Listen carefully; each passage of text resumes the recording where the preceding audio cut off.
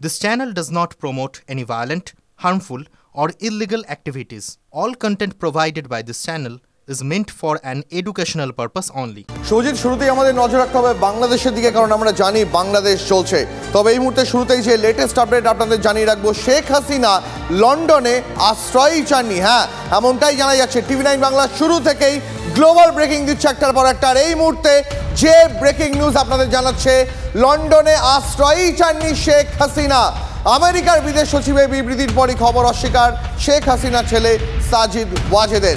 আরো বিস্তারিত জানতে চলে যাবো নয়াদিল্লি থেকে রয়েছেন আমাদের প্রতিনিধি জ্যোতির্ময় কর্মকার। জ্যোতির্ময়, দেখো, আমরা আজ সকালেই জানিয়েছি যে বাংলাদেশের ক্ষেত্রে যে ঘটনা ঘটেছে তার ক্ষেত্রে ইউকে গভর্নমেন্টের বিদেশ সচিব ডেভিড ল্যামি তিনি একটি বিবৃতি জারি করেছেন গতকাল ভারতীয় সময় রাতে, এবং সেই বিবৃতিতে স্পষ্টভাবে দাবি করা হয়েছে যে বাংলাদেশে এই মুহূর্তের যে পরিস্থিতি, সেই পরিস্থিতিতে রাষ্ট্রসংঘ পরিচালিত তদন্ত হওয়া প্রয়োজন। অর্থাৎ গত কয়েক সপ্তাহ ধরে যে হত্যালীলা চলেছে, সেই হত্যালীলার রাষ্ট্রসংঘ পরিচালিত তদন্ত হওয়া প্রয়োজন, এবং এই তদন্তের দাবি আদতে শেখ হাসিনার বিরুদ্ধে শাস্তিমূলক পদক্ষেপ নেওয়ার ইঙ্গিত কিনা বা চেষ্টার ইঙ্গিত কিনা, সেই প্রশ্নই কিন্তু সব থেকে বেশি জোরালো হচ্ছে। আর ঠিক তার কিছুক্ষণ পরেই কয়েকটি সংবাদ মাধ্যমকে যে ইন্টারভিউ দিয়েছেন সাজিব ওয়াজেদ, তিনি সেখানে দাবি করেছেন যে লন্ডনে আশ্রয় চাননি তার মা শেখ হাসিনা। ইউকে গভর্নমেন্টের বিদেশ সচিবের এই বিবৃতির পরেই সাজিব ওয়াজেদের এই দাবি যথেষ্ট চাঞ্চল্যকর। তিনি বলেন যে লন্ডনে যাওয়ার বিষয় বা আশ্রয় যাওয়ার বিষয়ে কোনো রকম সিদ্ধান্ত নেননি তিনি। ভারত সরকারের সঙ্গে, বিশেষত প্রধানমন্ত্রী মোদির সাথে শেখ হাসিনার সম্পর্ক অত্যন্ত মসৃণ। ফলত তিনি আপাতত কোথায় থাকতে চলেছেন, তার পরবর্তী পদক্ষেপ কি, তা নিয়ে ধোঁয়াশা ঝিয়ে রাখছেন শেখ হাসিনা। এবং যে খবর আমরা গতকাল থেকে জানাচ্ছিলাম যে লন্ডনে যাওয়ার খবর যেমন একদিক থেকে বাতাসে ভাসছিল, তার পাশাপাশি লন্ডন থেকে কিন্তু একটা খবর আসছিল যে এখনই তারা শেখ হাসিনাকে তাদের দেশে অ্যাসাইলাম দেবেন কিনা সে বিষয়ে ইউকে গভর্নমেন্ট এখনো পর্যন্ত কোনো সিদ্ধান্ত নেয়নি।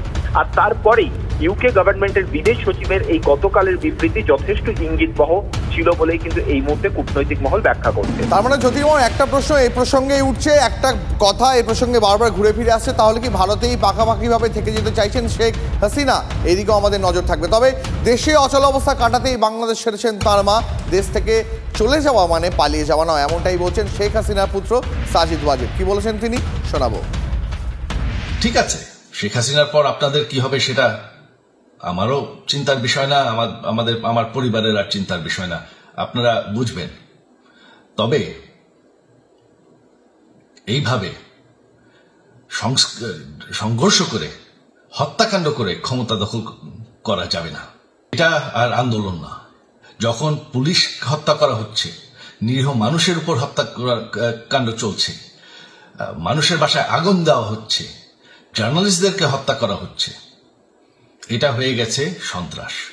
আমাদের মিলিটারির প্রতি আমার আহ্বান যে আপনাদের দায়িত্ব হচ্ছে আমাদের দেশের মানুষকে নিরাপদ রাখা। এক মিনিটের জন্য কোনো অনির্বাচিত সরকার আমাদের ক্ষমতায় আসতে দিবেন না, কারণ সেইটা হলে আমরা আবার পাকিস্তানের মতন হয়ে যাব। আমাদের যে 15 বছরের উন্নয়ন সব শেষ হয়ে যাবে। এর পাশাপাশি বাংলাদেশের ক্রিকেটার সাকিব আল হাসান এবং মাশরাফি মুর্তজার বাসভবনে অশান্তি রাজ। শেখ হাসিনা দেশ ছাড়তে আওয়ামী লীগের নেতাকর্মীদের বাড়িতে ভাঙচুর। নারাইলের সাংসদ মাশরাফি মুর্তজার বাড়িতেও চলে ভাঙচুর। আগুন লাগানোর অভিযোগ বিক্ষোভকারীদের বিরুদ্ধে। ঘটনায় আতঙ্কিত বাংলাদেশের প্রাক্তন ক্রিকেটারের পরিবার। সাকিব আল হাসানের বাড়িতেও চলে ভাঙচুর, আগুন লাগানোর অভিযোগ উঠেছে। আওয়ামী লীগের সভাপতি, সাধারণ সম্পাদকের বাড়িতেও হামলার অভিযোগ। জেলা আওয়ামী কার্যালয়েও আগুন লাগানোর অভিযোগ বিক্ষোভকারীদের। এর পাশাপাশি শুভজিৎ, আমাদের জন্য নজর রাখতেই হচ্ছে নোবেল জয়ী অধ্যাপক মোহাম্মদ ইউনূসকে এবার প্রধানমন্ত্রী করার দাবি। সোশ্যাল মিডিয়ায় অন্তর্বর্তী সরকার গঠনের প্রস্তাব বাংলাদেশের আন্দোলনকারীদের। অন্তর্বর্তী সরকার গঠনের 24 ঘন্টার সময়সীমা বেঁধে দিলেন আন্দোলনকারীরা। রাষ্ট্রপতির কাছে দ্রুত ব্যবস্থা নেওয়ার আবেদন।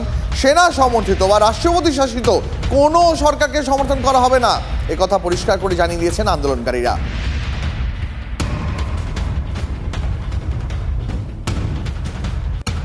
অন্যদিকে আরও একটা আপডেট আপনাদের জানাই, আজ সকাল 6টার পর থেকে বাংলাদেশে শিথিল হয়েছে কারফিউ। খুলে গিয়েছে বাংলাদেশের সব সরকারি এবং বেসরকারি অফিস, স্কুল, কলেজ, কলকারখানা।